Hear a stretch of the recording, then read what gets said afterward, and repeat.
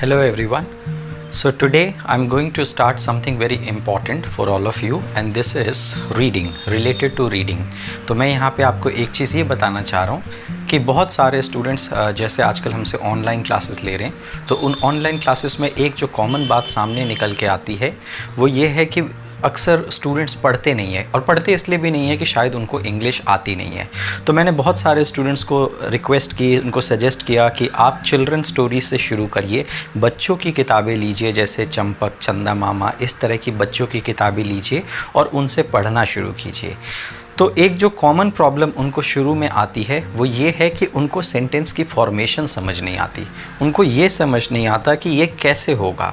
और ये बात तो हम सभी जानते हैं कि जब तक अगर आप रीडिंग नहीं करें तब तक इंग्लिश इम्प्रूव नहीं होती। आजकल ज़्यादातर लोगों के साथ क्या प्रॉब्लम है कि वो सीधे स्पीकिंग करना चाहते हैं, लेकिन मैं आपको ये बताऊं कि आपकी स्पीकिंग कभी भी अच्छी हो ही नहीं सकती अगर हम रीडिंग ना करें। तो आज मैं आपको कुछ यहाँ पे समझाने वाला हूँ, इसमें आप समझिए कि रीडिंग किस तरह से चलती है। ये बहुत इंटरेस्टिंग चैप्टर है। ये चैप्टर लिया गया है रॉबिन शर्मा की बुक से, who will cry when you die. Who will cry when you die, written by Robin Sharma. जैसे आपको पता है वो इंटरनेशनल ऑथर हैं। तो उनके बुक के ये फर्स्ट चैप्टर है डिस्कवर योर कॉलिंग।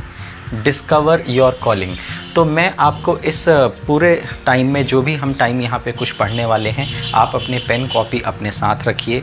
मैं आपको जो चीज़ें बताऊँ, अगर आपको ऐसा लगे कि आपको उसका मीनिंग नहीं पता तो आप अपनी कॉपी में लिखिए। फिर कल को जब आप इंग्लिश बोलेंगे तो आपको उन शब्दों की ज़रूरत पड़ेगी और उन शब्दों का आप प्रयोग कर सकते हैं अपने कॉन्वर्सेशन को अच्छा करने के लिए। तो यहाँ से स्टार्ट करते हैं। Discover your calling. आप सभी को पता है डिस्कवर का मतलब खोजना, लेकिन जो इम्पॉर्टेंट वर्ड है दैट इज़ कॉलिंग। बहुत सारे लोगों को नहीं पता होता। कॉलिंग का मतलब है कि मकसद क्या है, आप किस लिए इस दुनिया में आए, तो उसको हम कहते हैं कॉल। तो कई बार लोग आपसे पूछ सकते हैं इंटरव्यूज़ में या जनरल कॉन्वर्सेशन में, दोस्त आपसे पूछते हैं, man what's your call. What's your call का मतलब व्हाट्स योर फ्यूचर प्लान। लेकिन ये कोई छोटा मोटा प्लान नहीं है, पूरी ज़िंदगी का जो प्लान है, जो हम प्रोफेशन चूज़ करते हैं, उसके लिए हम कॉल वर्ड लगाते हैं। ये वर्ड एम से बहुत अलग है। एम थोड़ा सा स्लाइटली छोटे लेवल पे है, कॉल वर्ड जो है वो बहुत बड़े लेवल पे है कि आप पूरी ज़िंदगी में क्या करना चाहते हैं, तो उसको हम कहते हैं कॉल। तो कॉलिंग। तो चैप्टर का नाम है discover your calling. Discover your calling का मतलब आप इस दुनिया में क्यों आए, आप उसको डिस्कवर कीजिए, खोजिए। Let's start now. तो सेंटेंस कुछ इस तरह से स्टार्ट होता है कि ऑथर जो रॉबिन शर्मा है, उसकी ये बहुत अच्छी बुक है, तो उसमें उसने क्या लिखा है कि when I was growing up. Growing up, grow up का मतलब होता है बढ़ना। वैसे इसका मतलब किसी भी फील्ड में, लेकिन जब उम्र बढ़ रही हो तो इसके लिए, हाँ, तो जैसे 16, 17, 15 साल की उम्र के हिसाब से, when I was growing up, जब मैं बड़ा हो रहा था, my father said something to me. मेरे फादर ने मुझसे कुछ कहा। My father said something to me, I will never forget. यहाँ पे देखिए कोई कॉमा वगैरह नहीं है, यानी कि सेंटेंस यहाँ से कंटिन्यू ही चल रहा है। So when I was growing up my father said something to me, I will never forget. यहाँ पे आप चाहें तो दैट लगा सकते हैं कि अगर ज़रूरत है, नहीं तो नहीं। जैसे जैसे हम एडवांस इंग्लिश में जाते हैं तो कई बार हम चीज़ों को समराइज़ करने लगते हैं, तो ज़रूरत नहीं है। तो हिंदी दोबारा से देखते हैं। When I was growing up, जब मैं बड़ा हो रहा था, my father said something to me, मेरे फादर ने मुझसे कुछ कहा। कुछ, समथिंग का मतलब कुछ।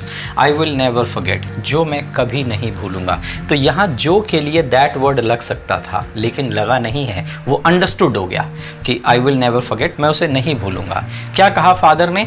ये देखिए कोट शुरू हो गया। जब किसी भी सेंटेंस में इस तरीके से 2 बार अगर आप देखते हैं तो कोट होता है।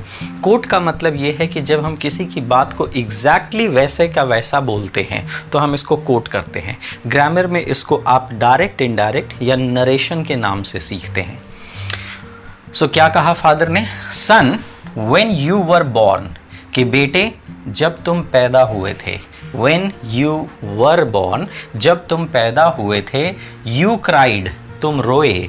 वाइल का मतलब जब, या इसका मतलब होता है इस दौरान, जब या इस दौरान। द वर्ल्ड रिजॉइस्ड, रिजॉइस्ड का मतलब होता है खुशियाँ मनाना।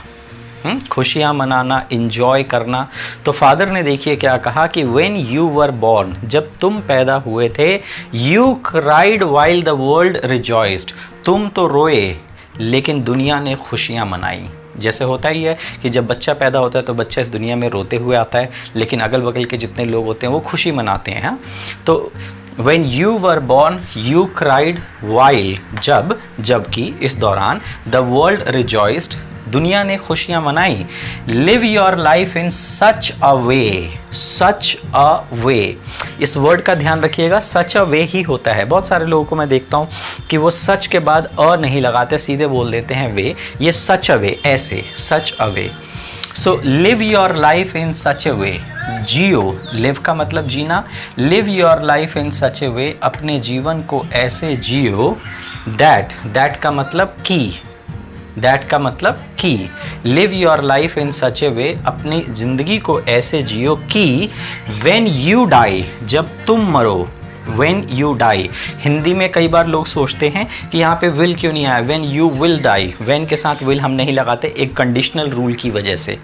सो व्हेन यू डाई, कि जब तुम मरोगे या जब तुम मरते हो या जब तुम मरोगे, द वर्ल्ड क्राइज, दुनिया रोए, वाइल यू रिजॉइस, तब, और तुम जो हो तुम इंजॉय करो और दुनिया रोए। कब? जब तुम मरो तो तुम इस तरह से अपनी ज़िंदगी जी के मरो कि दुनिया तो रोए लेकिन तुम हंसते हुए जाओ। We live in an age का एक मतलब होता है उम्र और एज का दूसरा मतलब होता है युग। जैसे टाइम को भी हम युग बोलते हैं, जैसे कलयुग, सतयुग, इस तरह से बोलते हैं। तो एज का एक मतलब युग होता है। We live in an age, and इसलिए आया क्योंकि एक ही वजह से, we live in an age, हम एक ऐसे एज में जीते हैं। लिव माने जीना, we live in an age when we have forgotten what life is all about, हम एक ऐसे युग में जीते हैं जब हम भूल चुके हैं, वी हैव फॉरगॉटन, हम भूल चुके हैं what life is all about, जिंदगी क्या है। हम एक ऐसे जीवन में, हम एक ऐसे समय में रह रहे हैं कि जब हम भूल चुके हैं कि ज़िंदगी क्या है। वी कैन ईजिली पुट का मतलब रखना, पुट का मतलब रखना। We can easily put a person on the moon, हम आसानी से, ईजी तरीके से एक आदमी को मून पे रखना, भेजना। यहाँ पे सेंड वर्ड लग सकता था, लेकिन सेंड की जगह ऑथर ने पुट वर्ड यूज़ किया है कि we can easily put a person on the moon, हम एक आदमी को बड़ी आसानी से आज चांद पे भेज सकते हैं। But we have trouble walking across का मतलब उस पार, across the street to meet a new neighbour, कि आज हम चांद पे तो एक आदमी को बहुत आसानी से भेज सकते हैं, ये हमारे पास ऐसी फैसिलिटीज़ हैं, लेकिन हमें अभी भी परेशानी है, ट्रबल होती है सिर्फ इतना, एक स्ट्रीट पार करके अपने नेबर से मिलने में। तो जैसे ये एक तरह का सटायरिकल लाइन है, सटायरिकल का मतलब व्यंग भी, व्यंग है ये, सटायरिकल लाइन है कि हम आज चांद पे पहुंच सकते हैं लेकिन अपने पड़ोसी के पास, नेबर के पास हम नहीं पहुंचते बात करने के लिए। हाँ, we can fire a missile, fire का मतलब शूट करना, ठीक है, चलाना, गोली चलाने के सेंस में। We can fire a missile across the world, across अभी बताया मैंने, उस पार, चारों ओर।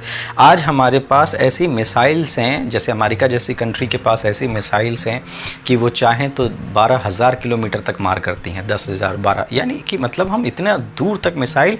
तो राइटर कह रहा है we can fire a missile across the world, हम पूरी दुनिया में कहीं भी चाहें तो मिसाइल फायर कर सकते हैं with a pin point accuracy. Pin point accuracy, pin point accuracy से मतलब है कि जैसे मिसाइल्स, या आपको पता है कि ये जब चलती हैं तो एग्जैक्ट टाइम कैलकुलेटेड होता है कि इतनी देर में ये वहाँ पे पहुँच जाएगा, कि उसको बिल्कुल वो सेकंड तक की एक्यूरेसी होती है।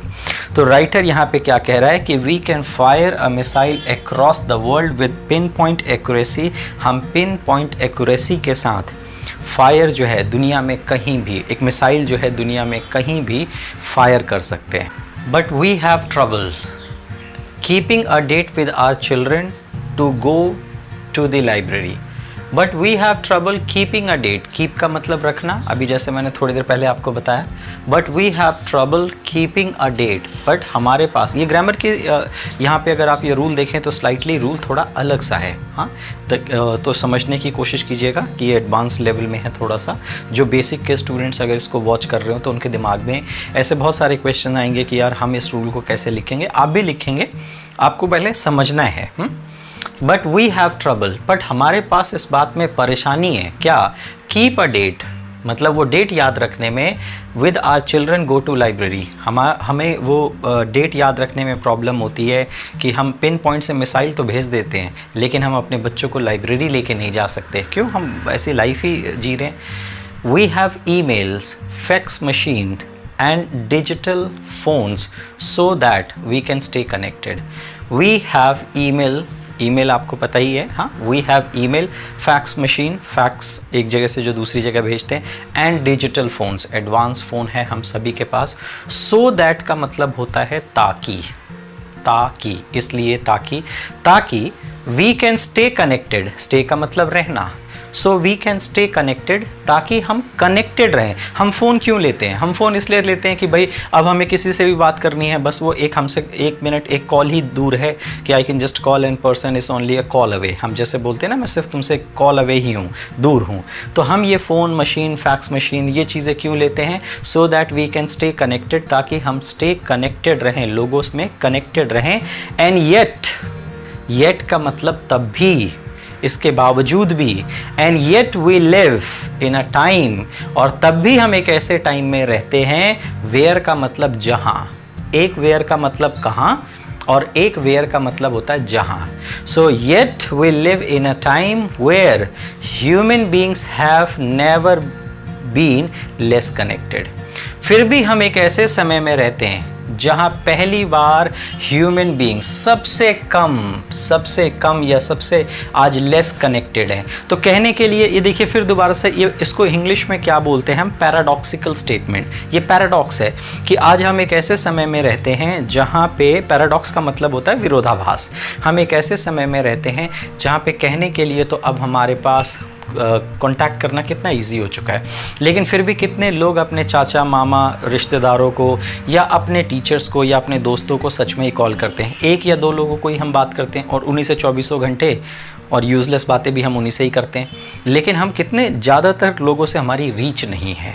तो राइटर इसी बात को कह रहा है कि we have email machine, we have email, fax machine and digital phone so that we can stay connected, ताकि हम कनेक्ट रहें। Yet we live in a time, फिर भी हम एक ऐसे समय में रहते हैं वेयर ह्यूमन बींग्स, मनुष्य, हाँ, human beings have never been less connected, इतना कम कनेक्टेड कभी नहीं रहा है। We have lost touch with our humanity. We have lost माने खोना। वी हैव लॉस्ट टच, हम अपना टच का मतलब पकड़ है या पहुंच है या मिलने की बात है, टच। हाँ, touch. We have lost our touch with our humanity, हम अपनी मानवता, ह्यूमैनिटी, हम अपनी मानवता से अपना टच जो है वो खो चुके हैं। अब इंसान नहीं रहा है, अब इंसान नंबर हो चुका है ना। हम इंस्टाग्राम पे जैसे इन चीज़ों पे देखते हैं कितने लोगों ने फॉलो किया, तो हमें इससे फ़र्क नहीं पड़ता। वो लोग, हमें नंबर्स में चीज़ों की आदत पड़ चुकी है, सभी को ही हो रही है, but that's not good. So we have lost touch with our humanity, हम अपनी ह्यूमैनिटी से अपना जो टच है वो खो चुके हैं।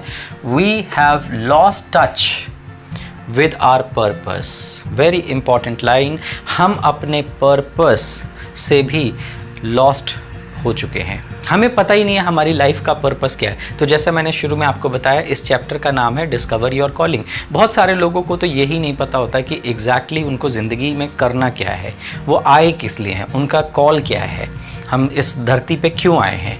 तो राइटर कह रहा है कि we have lost touch with our purpose. Purpose का मतलब उद्देश्य, एम। हमारा पर्पस क्या है हम उसे भी भूल चुके हैं। We have lost sight, sight का मतलब होता है दृष्टि, देखना, आँखें, ठीक है। We have lost sight of the things, that का मतलब जो, अभी थोड़ी देर पहले मैंने आपको बताया था, we have lost the sight of the things that matter the most, matter the most. हम उन चीज़ों को भी, हमारी आंखें उन चीज़ों के भी देखने का लॉस्ट कर चुकी हैं, मतलब हम उन चीज़ों को नहीं देख पा रहे हैं। कौन सी चीज़ें जो हमारी लाइफ में सबसे ज़्यादा मैटर करती हैं। तो सबकी लाइफ में कुछ चीज़ें बहुत मैटर करती हैं, जैसे करियर, है ना, आपके फैमिली मेम्बर्स, या आपका जो मोस्ट इम्पॉर्टेंट जो आपकी लाइफ का कॉल है। अब हम उन चीज़ों से डिविएट हो गए, हम उनसे हट गए हैं और हमारा सारा का सारा फोकस अब बेकार की चीज़ों की तरफ जा रहा है। तो राइटर कह रहा है we have lost sight of the things, हम उन चीज़ों की और अपनी नज़र खो चुके हैं, दैट मैटर द मोस्ट, जो सबसे ज़्यादा मैटर करती है।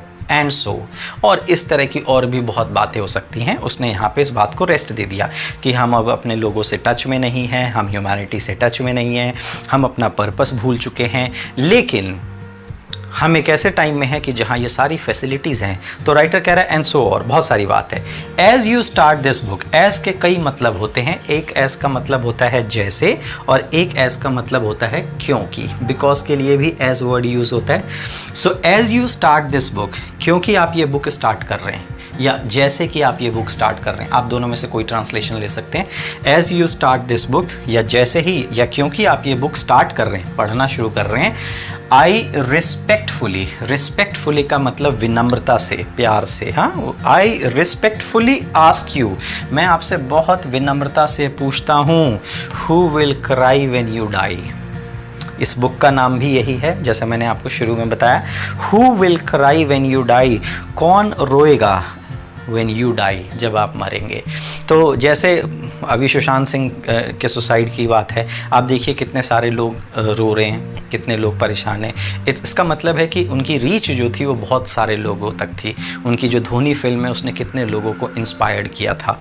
तो यहीं पे वो बात इसी तरह से राइटर कह रहा है कि आई रिस्पेक्टफुली आस्क यू, मैं आपसे प्यार से पूछता हूँ, बहुत रिस्पेक्ट से पूछता हूँ, who will cry when you die, कौन रोएगा when you die, जब आप मरेंगे। how many lives will you touch while you, how many lives will you touch while you have, sorry यहाँ पे have word missing हो गया है, आई एम सो सॉरी, लिखने में प्रॉब्लम हो गई होगी, कि how many lives will you touch while you have the privilege, you have the privilege to walk this planet.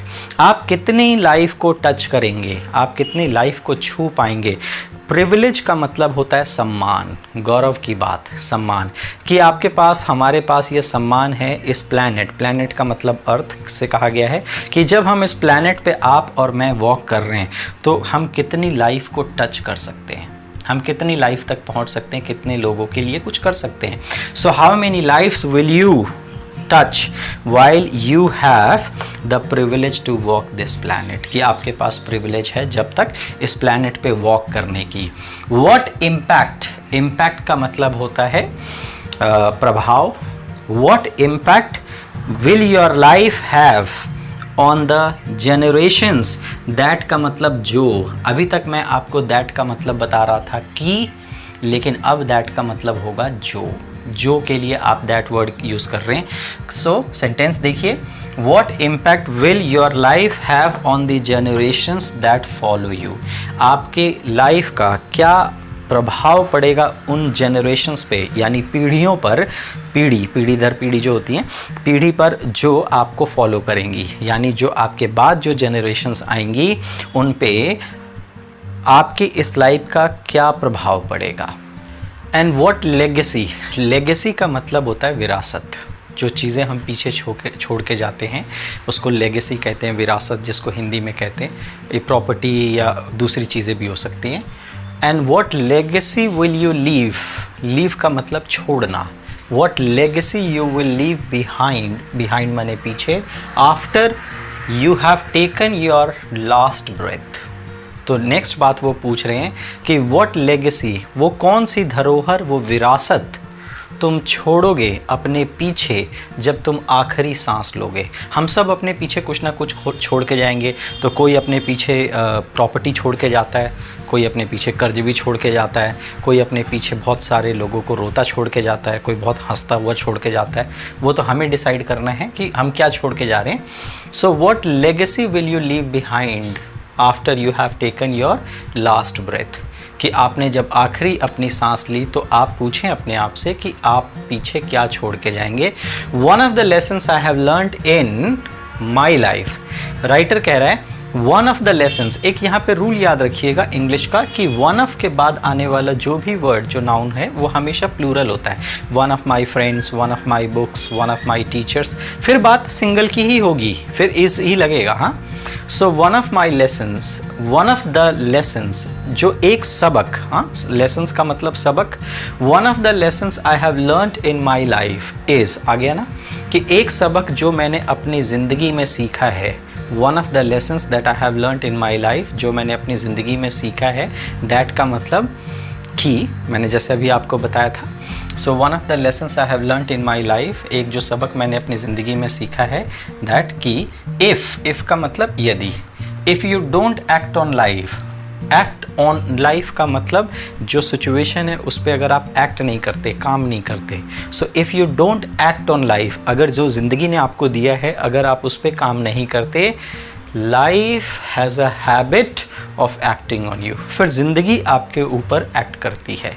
ये थोड़ा सा थ्रेटनिंग लाइन है कि अगर हम सिचुएशंस को हैंडल नहीं करते तो सिचुएशन बाद में हमें हैंडल करती है, फिर वो हमें अपने हिसाब से परेशान करती है। तो उस सेंस में इसको समझिए कि if you don't act on life, अगर आप जीवन में अपनी लाइफ की जो भी गिवन सिचुएशन है उस पर एक्ट नहीं करते, life has a habit of acting on you, तो ज़िंदगी की भी एक हैबिट है कि वो फिर हमारे को वैसे ही हम पे एक्ट करती है। Days, the day slip, slip का मतलब फिसलना, the day slip in 2 weeks, ये बड़ी इंटरेस्टिंग है यहाँ पे लाइन। स्लिप का मतलब है जो बड़ी धीरे से स्लिप हो जाती है ना, स्लिप होते समय हमें पता भी नहीं लगता, एकदम से हम चलते चलते कैसे पैर स्लिप हो जाता है और हम गिर जाते हैं, फिर गिरने के बाद याद आता है कि अरे यार ये कैसे स्लिप हुआ, फिर हम पीछे पलट के देखते हैं, मतलब इतनी जल्दी होता है। So the day slip in 2 weeks, जो दिन है वो हफ्तों में स्लिप हो जाते हैं, बदल जाते हैं। The weeks slip into the months, और जो वीक है वो मंथ में बदल जाते हैं। And the months slip into the years, और जो मंथ है वो वर्षों में बदलते हैं। तो कितनी इंटरेस्टिंग चीज़ है, दिन दिन करके हफ्ते होते हैं, हफ्ते हफ्ते करके महीने होते हैं, और महीने महीने करते हुए साल में बदल जाता है। प्रिटी सून, प्रिटी सून का मतलब बहुत जल्दी, वैसे प्रिटी का मतलब बहुत सारे होते हैं, तो प्रिटी का मतलब यहाँ पे बहुत के सेंस में भी होता है। प्रिटी सून, बहुत जल्दी, इट्स ऑल ओवर, और बहुत जल्दी ज़िंदगी जो है वो ख़त्म हो जाती है। प्रिटी सून, बहुत जल्दी, इट्स ऑल ओवर, सब कुछ ख़त्म हो जाता है। And you are left, left का मतलब छूटना, बचना, and you are left with nothing more than a heart, और बस आप एक ही चीज़ के साथ बचते हैं। जब ज़िंदगी ख़त्म हो जाती है तो हम एक ही चीज़ के साथ बचते हैं, क्या? अ हार्ट फिल्ड विद रिग्रेट। फिर हमारा जो हार्ट है, बस ज़िंदगी के एंड में या सिचुएशन के एंड में जाके हमारा हार्ट जो है वो रिग्रेट का मतलब पश्चाताप, दुख, पश्चाताप, हमारा दिल जो है वो पश्चाताप से भरा होता है। किस बात पे? Over a life half lived, कि एक ऐसी ज़िंदगी जिसको हमने आधे तरीके से जिया। इस लाइन को मैं अपनी पर्सनल लाइफ में भी बहुत इससे क्लोज़ हूँ, क्योंकि मेरे को हमेशा ये लगता है कि बहुत सारी चीज़ों में मैं हाफ़ तरीके से ही मैंने काम किया। या मैं अपने स्टूडेंट्स को भी देखता हूँ कि जैसे वो क्लासेस में आते हैं तो 100% नहीं काम करते, वो हाफ़ हार्टेड काम करते हैं, और हाफ़ हार्टेड का रिज़ल्ट याद रखिएगा, हाफ़ नहीं होता, ज़ीरो होता है। हाफ़ हार्टेड किए काम का रिज़ल्ट हाफ़ नहीं होता। जैसे कोई सोचे कि मैं 100% लगाऊंगा तो 100% नहीं, ठीक है, ऐसे ही हाफ़ का हाफ़ नहीं होता, ज़ीरो होता है। तो यहाँ एक बड़ी इंटरेस्टिंग चीज़ लिखी है कि जल्दी जल्दी जल्दी जल्दी जब ज़िंदगी बीत जाती है, pretty soon it's all over, जब सब कुछ ख़त्म हो जाता है, you are left with nothing more than a heart filled with regret over a life half lived. फिर ज़िंदगी बचती है एक फील्ड रिग्रेट के साथ दिल में कि क्या ज़िंदगी हाफ लिव्ड है। जॉर्ज बर्नार्ड शाह, ये एक इंग्लिश राइटर थे। हाँ, so George Bernard Shaw was asked on his death bed, ये पैसिव वॉइस है। हाँ, पैसिव वॉइस में ध्यान दीजिएगा कि ये होता है कि इज, एम, आर, वॉज, वर के बाद थर्ड फॉर्म ऑफ वर्ब लगती है, जबकि आप जब टेंसेस करते हैं तो टेंसेस में तो आईएनजी लगती है। तो ये एक ध्यान रखेंगे। So George Bernard Shaw was asked on his death bed, death bed का मतलब है जब वो बिल्कुल मरने के कागार पे थे, कि उनके डेथ बेड पे उनसे किसी ने ये पूछा, क्या? What would you do? आप क्या करोगे? What would you do if you could live your life over again? आप क्या करोगे अगर आपकी लाइफ आप दोबारा से जी सको? What would you do if you could live your life again? आप क्या करोगे अगर आप अपनी लाइफ दोबारा से जी सको? He reflected का मतलब एक तो प्रतिबिंब होता है और रिफ्लेक्ट का दूसरा मतलब होता है गहराई से सोचना। हाँ, किसी चीज़ पे अगर जैसे मैं अब बोलूँ आपको कि look I am teaching you something, please reflect on my story, please reflect on my story, तो मतलब मेरी कहानी पे ध्यान दीजिए, ध्यान से सोचिए। सो ही रिफ्लेक्टेड, उन्होंने ध्यान से सोचा एंड देन रिप्लाइड, और फिर उन्होंने रिप्लाई दिया विद अ डीप माने गहरा, और इस वर्ड को देख लीजिएगा, इसका साउंड है Sai. And he replied with a deep Sai. Sai का मतलब होता है इस तरह की, जब हम कब करते हैं पता है ना, ये साइन उफ जो हम करते हैं उफ, इस सेंस में ऐसे मतलब जो दुख को इंडिकेट करता है। So he reflected and replied with a deep sigh, उन्होंने डीप साई के साथ ये रिप्लाई किया। क्या? वेरी नाइस लाइन, बहुत अच्छी लाइन उन्होंने बोली, आई वुड। ये ध्यान दें कि जब ये डी आता है, डी दो वर्ड में ट्रांसलेट हो सकता है, दो वर्ड हो सकता है। अगर डी के बाद फर्स्ट फॉर्म ऑफ वर्ब है, अगर डी के बाद फर्स्ट फॉर्म ऑफ वर्ब है तो डी वुड हो जाएगा, वुड। और अगर डी के बाद थर्ड फॉर्म ऑफ वर्ब है तो डी जो है वो हैड का साउंड लेगा, लिखा डी जाएगा, वो वुड भी हो सकता है, हैड भी हो सकता है। तो यहाँ पे फर्स्ट फॉर्म है इसलिए मैं इसको वुड प्रोनाउंस कर रहा हूँ। तो उन्होंने, जॉर्ज बर्नार्ड शॉ ने क्या कहा डीप साई के साथ, I would like to be का मतलब होना, बनना, होना, बनना।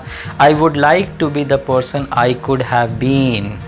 मैं वो पर्सन होना चाहूँगा जो मैं हो सकता था। कुड हैव बीन का मतलब हो सकता था, could have been. I would like to be the person, मैं वो पर्सन होना चाहूँगा, I could have been but never was, लेकिन कभी नहीं रहा या नहीं हो पाया या नहीं था। तो I would like to be the person, मैं वो पर्सन होना चाहूँगा, आई कुड हैव बीन, मैं हो सकता था, बट नेवर वॉज, जो मैं नहीं था। I have written this book so that का मतलब ताकि। I have written this book so that this will never happen to you. Writer कह रहा है कि मैंने इस किताब को लिखा है ताकि ये चीज़ आपके साथ ना हो। जो जॉर्ज बर्नार्ड शॉ के साथ जो चीज़ हुई वो आपके साथ ना हो, तो वो कह रहे हैं कि I have written this book so that this will never happen to you. As a professional speaker, जैसा मैंने आपको शुरू में बताया कि he is a internationally acclaimed speaker, so as a professional speaker I spend much of my work life. Much of my work life का मतलब काम वाले जो समय है। I spend much of my work life delivering का मतलब देना, मतलब जब कोई स्पीच डिलीवर करते हैं तो उसका मतलब होता है डिलीवरिंग की नोट्स। इंपॉर्टेंट वर्ड है की नोट्स। की नोट्स का मतलब होता है इंपॉर्टेंट। की का एक मतलब तो देखिए चाबी होता है और की का दूसरा मतलब होता है मेन। हाँ, जैसे हम बोलते हैं ना दिस इज़ अ की इशू। की इशू का मतलब मेन इशू है, मेन बात। सो वो क्या कह रहे हैं कि आई spend much of my work life delivering keynote addresses. Important बातें, एड्रेस का एक मतलब पता, दूसरा मतलब होता है संबोधित करना। जब हम बड़े ऑडियंस से बात करते हैं तो हम एड्रेस करते हैं एट अ कॉन्फ्रेंसेस। तो कॉन्फ्रेंस का मतलब भी आपको पता है, कॉन्फ्रेंस वही जहाँ पे बहुत सारे लोग बैठे हों, that is called conference. Across word मैं आपको पहले ही बता चुका हूँ, एक्रॉस का मतलब चारों ओर, नॉर्थ अमेरिका। इस लाइन को दोबारा से देखते हैं। तो राइटर क्या कह रहा है कि एज अ प्रोफेशनल स्पीकर, एक प्रोफेशनल स्पीकर की तरह आई स्पेंड, क्योंकि मैं प्रोफेशनल स्पीकर हूँ, एज का मतलब क्योंकि भी, मैंने अभी थोड़ी देर पहले आपको बताया। So as a professional speaker, क्योंकि मैं एक प्रोफेशनल स्पीकर हूँ, I spend much of my work life delivering keynote addresses at a conference across North America. पूरे नॉर्थ अमेरिका में मैं अपने लेक्चर्स डिलीवर करता रहता हूँ। Flying from city to city, मैं एक शहर से दूसरे शहर फ्लाई करके जाता रहता हूँ। शेयरिंग माई इनसाइट्स, इनसाइट्स बहुत इंपॉर्टेंट वर्ड है। इनसाइट्स का मतलब होता है जानकारी, हाँ, ओपिनियन, या कई बार हम इसको अंदर की जानकारी के लिए भी यूज़ करते हैं। तो बेसिकली इनसाइट का मतलब होता है नॉलेज। सिंपल मीनिंग में आप इसको नॉलेज समझिए। तो राइटर कह रहा है कि I fly from city to city sharing my knowledge insights on leadership in business and in life with many different people. तो मैं अपनी जो नॉलेज है वो मैं शेयर करता हूँ उन लोगों के साथ कि भाई आप बिज़नेस में कैसे लीडरशिप क्वालिटी डेवलप कर सकते हैं और आप अपनी लाइफ कैसे लीडर हो सकते हैं लाइफ में, और ये सारी चीज़ें मैं डिफरेंट लोगों के साथ शेयर करता हूँ। दो, इस वर्ड को प्रोनाउंस करेंगे दो का मतलब हालांकि। दो दे ऑल कम फ्रॉम डाइवर्स का मतलब होता है डिफरेंट, अलग, विभिन्न। दो दे all come from diverse walk of life, ये एक इंपॉर्टेंट फ्रेज है। वॉक ऑफ लाइफ का मतलब होता है एरिया ऑफ लाइफ, एरिया, क्षेत्र। तो वो लोगों के लिए क्या कह रहे हैं कि वो जो लोग हैं they come from diverse walk of life, वो अलग अलग। तो हो सकता है कोई 20 साल का है, कोई 40 साल का है, कोई बिजनेसमैन है, कोई कहीं एम्प्लॉय है, कोई कुछ कर रहा है, मतलब अलग, कोई टीचर है, कोई कुछ जर्नलिस्ट है। तो वो कह रहे हैं कि they all come from diverse walk of life. Their questions invariably का मतलब होता है almost same. Their question is invariably center का मतलब केंद्रित होना, on the same thing these days का मतलब आजकल। लेकिन वो कुछ भी हो, वो जर्नलिस्ट है, वो बिजनेसमैन है, वो शॉपकीपर है, वो स्टूडेंट है, वो कोई बूढ़ा आदमी है, वो सभी के सभी आते हैं अलग अलग लाइफस्टाइल से, लेकिन उनके क्वेश्चन इनवेरेबली मतलब ऑलमोस्ट सेम, एक ही चीज़ पे होते हैं। क्या क्वेश्चंस होते हैं? How can I find greater meaning in my life, मैं अपनी लाइफ में ज़्यादा बड़ा, ग्रेटर, महान, कैसे अपनी लाइफ में मीनिंग सर्च कर सकता हूँ। So how can I find माने प्राप्त करना, पाना। How can I find greater meanings in my life, how can I make, lasting का मतलब देर तक रहने वाला, जो बहुत लंबे समय तक चलने वाला हो उसको हम लास्टिंग कहते हैं। How can I make lasting contribution through my work, मैं कैसे जो मैं काम कर रहा हूँ, मैं समाज के लिए, दुनिया के लिए, मैं एक लास्टिंग कॉन्ट्रीब्यूशन का मतलब होता है योगदान, मैं उसके लिए एक बड़ा योगदान कैसे दे सकता हूँ। मैं क्या ऐसा कर सकता हूँ कि जिससे समाज, देश, दुनिया को मैं कुछ दे सकूँ। How can I simplify so that का मतलब ताकि, how can I simplify so that I can enjoy the journey of life before it's too late, मैं कैसे अपनी लाइफ को सिंप्लीफाई का मतलब आसान करना, मैं अपनी लाइफ को कैसे इतना आसान कर लूँ ताकि मैं अपनी लाइफ की जर्नी को एंजॉय करना शुरू कर दूँ इससे पहले कि ये बहुत ज़्यादा लेट हो जाए। क्योंकि जैसे बहुत सारे लोगों के साथ क्या होता है कि they realise things but they realise very late. तो राइटर कह रहा है कि भाई लोग मुझसे पूछते हैं कि how can I simplify so that I can enjoy the journey of life before it's too late.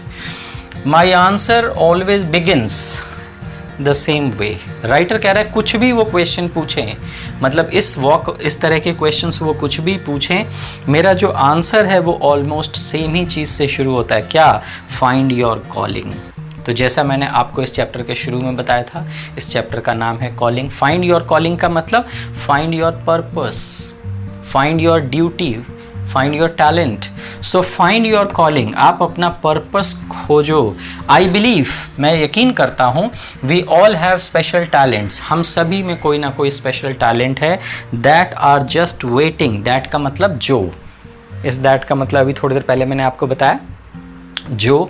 So we all have special talents, हम सभी में वो स्पेशल टैलेंट है that are just waiting to be engaged. ये passive voice का rule है, ये passive voice में टू बी का इस्तेमाल करते हैं हम, कि हम सभी में वो टैलेंट है और वो टैलेंट जो है वो वेट कर रहा है कि उसको इंगेज का मतलब व्यस्त करना, शामिल करना। दैट इंगेज्ड इन अ वर्दी, इंपॉर्टेंट वर्ड वर्दी का मतलब लायक, मूल्यवान, कीमती, बेशकीमती। परस्यूट का मतलब होता है फॉलो करना, किसी चीज़ को जब हम फॉलो करते हैं, जब हम किसी चीज़ के पीछे भागते हैं, अचीव करने की कोशिश करते हैं। तो राइटर कह रहा है कि हम सभी में एक स्पेशल टैलेंट है और वो टैलेंट हमारा इंतज़ार करता रहता है या इंतज़ार करता है कि हम उसको इंगेज करें, शामिल करें, लगाएं किसी अच्छे परस्यूट में, किसी अच्छे चीज़ को फॉलो अप करने में। We all are here for some unique purpose. Unique का मतलब अद्भुत, अनोखा। So writer is saying we all are here. हम सभी यहाँ पर हैं।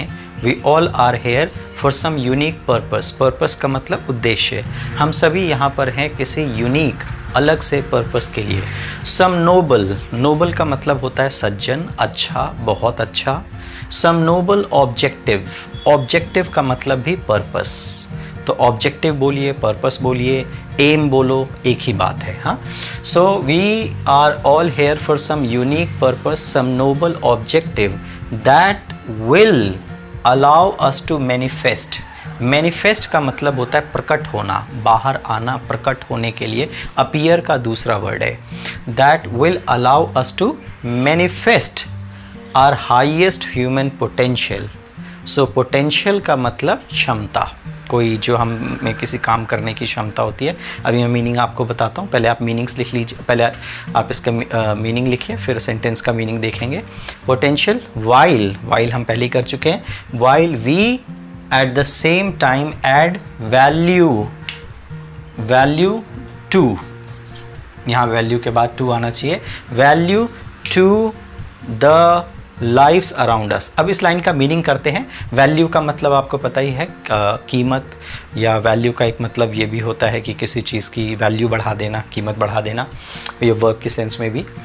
सो we all are here for some unique purpose, हम यहाँ पर सभी लोग हैं किसी खास पर्पस के लिए। सम नोबल ऑब्जेक्टिव्स, हम सभी के कुछ नोबल अच्छे एम हैं। दैट विल अलाउ, मतलब अगर हमने अपना एम खोज लिया, जैसा कि हम शुरू से पढ़ रहे हैं, अगर हमने अपना पर्पस खोज लिया तो वो हमें अलाउ करेगा क्या करने के लिए, manifest our highest human potential. तो जो हमारे ह्यूमन बीइंग, ऐसे हम सब के अंदर कोई ना कोई पोटेंशियल है, वो पोटेंशियल फिर जो हाईएस्ट फॉर्म में है वो बाहर आएगी। और फिर क्या, while we at the same time, तो हम अपनी लाइफ तो हाईएस्ट लेवल पे लेके जाते ही हैं। जो लोग हमारे अगल बगल हैं, अराउंड अस, हम उनकी लाइफ में भी वैल्यू ऐड करते हैं। तो अगर मान लीजिए कोई पर्सन या मैं, अगर अपनी लाइफ की, अगर मैंने अपनी लाइफ का जो डिस्कवरी है, जो मैंने अपना एम खोज लिया कि मुझे एग्जैक्टली करना क्या है, तो हो सकता है कि उससे मेरे आसपास के जो लोग रहते हैं उनकी लाइफ में भी बहुत सारे फ़ायदे हों। Finding your calling does not mean you must leave the job you have now। कि अपनी कॉलिंग खोजने का मतलब ये नहीं है कि जो जॉब इस समय आपके पास है आप छोड़ दें, क्योंकि बहुत सारे लोग सोचते हैं वो कॉलिंग सर्च करने का मतलब है कि जो मेरे पास है उसको पहले छोड़ के मुझे कुछ और करना है। That is not he is saying. कि वो क्या कह रहा है, finding your calling does not mean you must मतलब ज़रूर, you must leave the job you have, the job you now have। It simply means, बस इसका मतलब ये है, you need to bring more of yourself into your work। सबसे important line इस पूरे पैराग्राफ में जो मुझे लगती है वो यही है, या जो सेंट्रल मैसेज, अगर आप इतनी देर से इसको देख रहे हैं और आप जानना चाहें कि सेंट्रल मैसेज क्या है इस पूरे पैराग्राफ का, तो यही है कि simply it means you need to bring more of your self into your work. जो भी काम आप करते हैं, मैं टीचर हूँ, आप कुछ और हैं, जो काम आप करते हैं उसमें आप अपने आप को कितना ज़्यादा से ज़्यादा ला सकते हैं, कितना ज़्यादा उसमें फोकस कर सकते हैं। And focus on the things that you do the best. हम सभी कोई ना कोई काम बहुत अच्छा कर सकते हैं, तो हमें बस उस काम पे फोकस करना है कि जिस काम को हम सबसे अच्छा करते हैं। इट मीन्स, इसका मतलब ये है, you have to stop waiting for other people to make the changes you desire. और इसका एक मतलब ये भी है कि आप दूसरे लोगों से ये उम्मीद करना कि वो चेंज अपने आप को करें, ये स्टॉप कर दीजिए। जैसा कि महात्मा गांधी नोटेड, जैसा ये महात्मा गांधी ने इस बात को नोट करवाया था या उन्होंने कहा था। नोटेड का मतलब यहाँ पे ये सेंस में कि सेड के सेंस में, कि जैसा कि उन्होंने कहा था। और ये महात्मा गांधी की बहुत पॉपुलर लाइन है, जो आप अक्सर इधर कहीं भी जाएं तो कोटेशंस के तौर पे लिखी होती है। बी द चेंज, बी का मतलब होना, बनना। Be the change that you wish to see most in the world. Be the change that you wish माने चाहत करना, to see most in the world. जो वर्ल्ड में आप जिस चेंज को आप सबसे ज़्यादा देखना चाहते हैं, पहले आप वो खुद बने।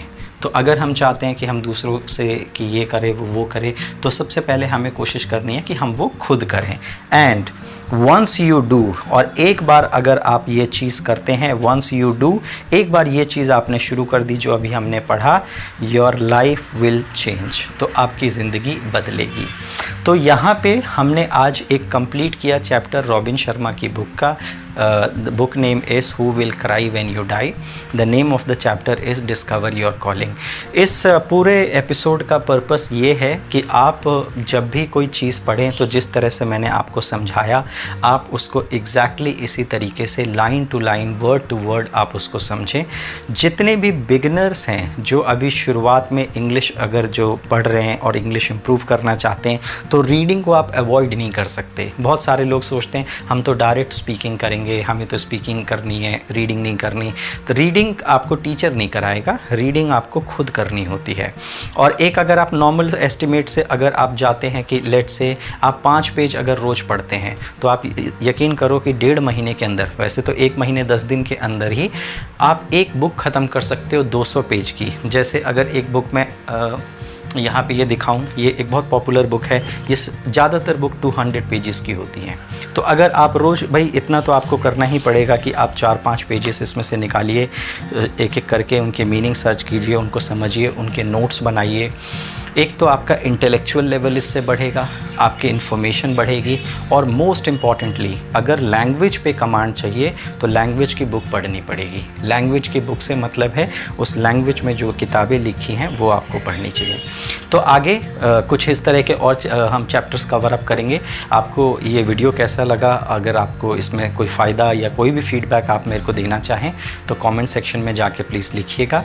और last but not the least, please like and subscribe this channel if you haven't so far, and share it if it is possible. Let other people also know that this is a nice channel where we are teaching people so many things related to English.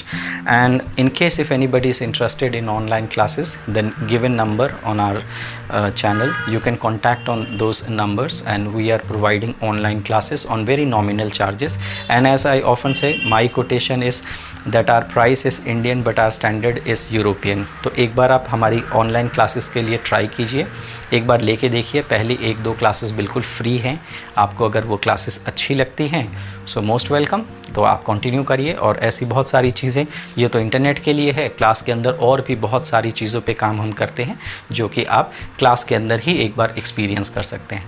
So thank you so much, take care.